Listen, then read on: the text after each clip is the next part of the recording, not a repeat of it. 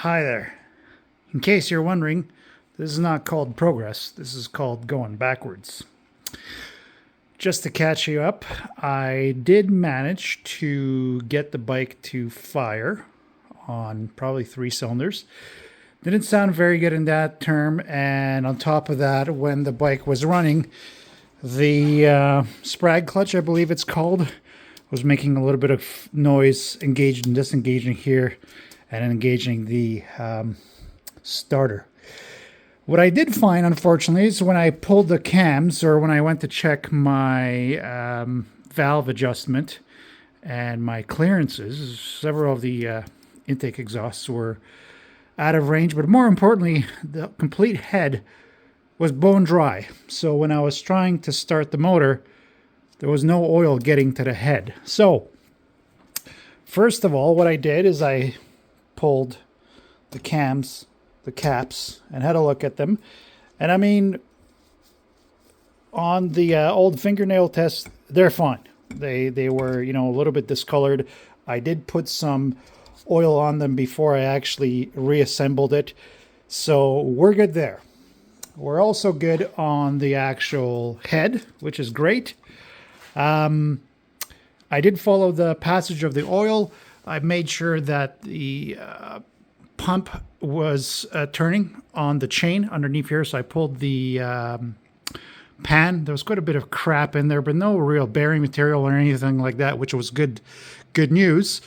Then I checked that there's oil coming out of the filter. There was. And then you have your main oil gallery here, which basically runs underneath the main bearings and basically squirts oil up. So there was plenty of oil here. So what happens is there's an oil gallery here and an oil gallery here that basically feeds the cams down the line. KTM didn't get that memo on their parallel twins, but in a good system, basically it oils all your runners here through the cam. So as the cam turns, it spits oil all over the place here, but more importantly, it basically gives you a film of oil for the cams and the caps to ride on. There's no such thing. So when I actually put a tie wrap down into this hole here, the tie wrap bottoms right around here, right where the head gasket is. So I'm going to pull that off next and see what the issue is. The carbs are already off. There's my valve clearances, but that's a later problem. So right now, I want to take this apart and see what's what. Okie dokie. So that happened. Heads off, obviously. Bores look good. Cylinders look good. This is the oil passage that's in question. So I'm going to check next if oil actually comes out of here when I turn the crank. I'll set up the tripod for that. More importantly, the head's off. No issues on the valves. These look perfect. There's that oil passage I was talking about. What I find really strange is on the gasket, this little passage, I mean, I'm assuming that it's just basically made like this so the oil doesn't go back and forth, but it's a tiny ass little hole. And I wonder if it's meant to be like that or if it's meant to be a full opening. So we'll have to have a look at that. Alrighty. More disassembly. Because, gotta get to the bottom of this. I put some compressed air down in here and the access port was open in the cover and I heard a bunch of air coming through here and I thought, well, that's not right. So, gonna put the tie wrap down here and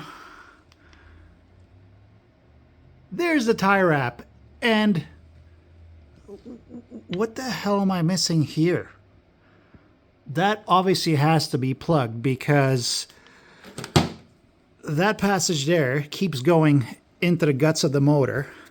So the idea is out of here, this takes a sharp 90 and goes up into the head. So was that a pressure switch? I'll check the parts fiche. Okay. I believe this is called progress, even though I had to take the entire clutch basket out. I pulled the pump out. Took me a little while to figure out that the pump runs backwards. Again, keep in mind, I'm not a professional. I'm just a complete jackass doing this for fun.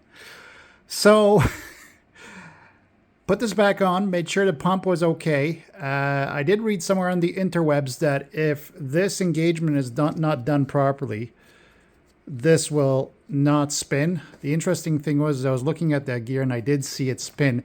It's possible that I never spun the motor fast enough to get pressure through this hole here, that hole there.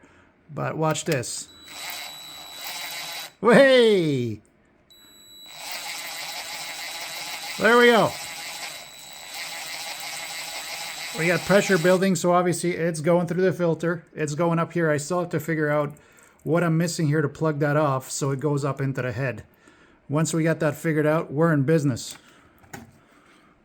Great news. We're officially in business.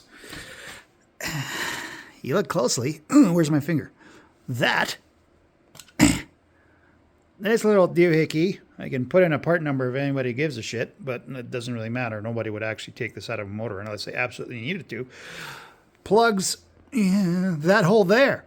So when you put that in, this sits up against the case, or possibly maybe moves a little bit, sits against this case here. Then it basically makes the oil make a sharp turn and go up. So, what's on the agenda this afternoon? Well, put all of this back into this. So, I was told to degrease the gasket and spray paint it, which I did, both sides. That's going to go back on. I know I really shouldn't reuse the gasket, but I don't have the time to buy a new one or wait for a new one.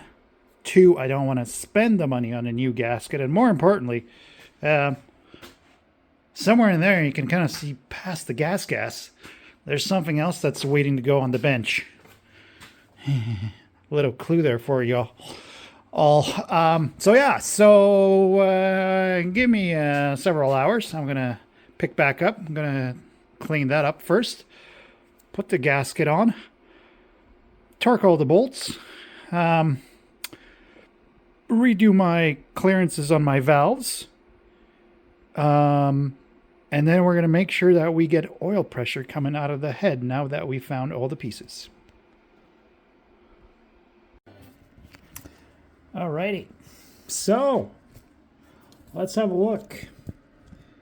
Everything is on. Let's go to the furthest one on the intake. Grab my handy pump driver. Hey!